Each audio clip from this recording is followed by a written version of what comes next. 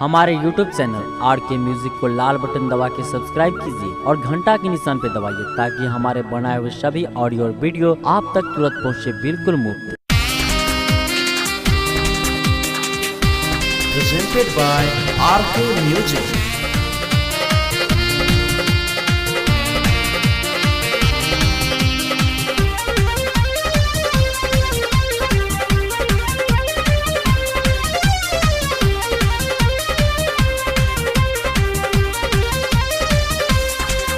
तनी पढ़ लो, तनी पढ़ लो, तनी पढ़ लो, तनी पढ़ लो। हे उजर का रूमलिया पका लिखल बा, तनी पढ़ लो। हे उजर का रूमलिया पका लिखल बा, तनी पढ़ लो। आई हेट लिखल बा, आई हेट लिखल बा, आई लव लिखल बा, आई लव लिखल बा, आई हेट लिखल बा कि आई लव लिखल बा। तारा दीदिया के करतूत सब लिखल बा, तनी पढ़ लो। हे उजर का रूमलिया पका लिखल बा, तनी पढ़ लो। हे उजर का रूमलिया पका लिखल बा, तनी पढ़ लो।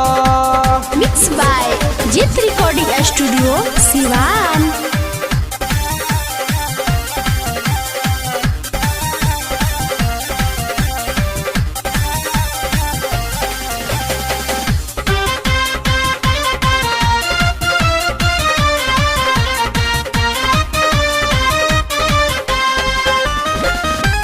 चश्मा हीरो जस लगा के तू आइल बाड़ा, केनियो लौकता नइखा पीछू आइल बाड़ा।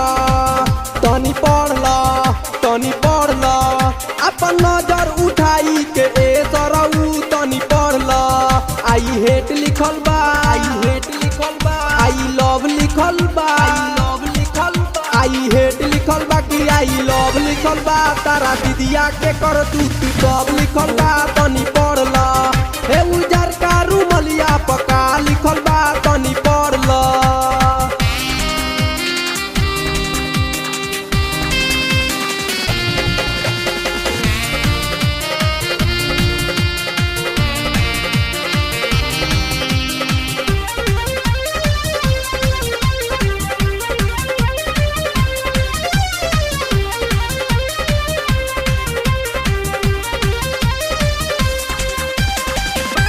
राइटर विवेक कहले बहुते कुछ बाड़लो, सिंगर नीतीश के लागे कौन जुस बाड़लो। तनी पढ़ लो, तनी पढ़ लो, अपन चेहरा घुमाई के ए सरऊ तनी पढ़ लो। आई हेट लिखल बा, आई हेट लिखल बा, आई लव लिखल बा, आई लव लिखल बा, आई हेट लिखल बा कि आई लव लिखल बा। तारा दीदिया के कर तू सब लिखल बा, तनी पढ़ लो। हे उजर का रूमलिया पका लिखल बा, तनी पढ़ लो।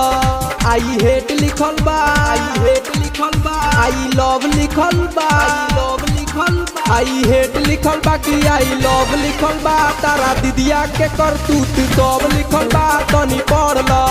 हे उजर का रूमलिया पका लिखल बा, तनी पढ़ लो।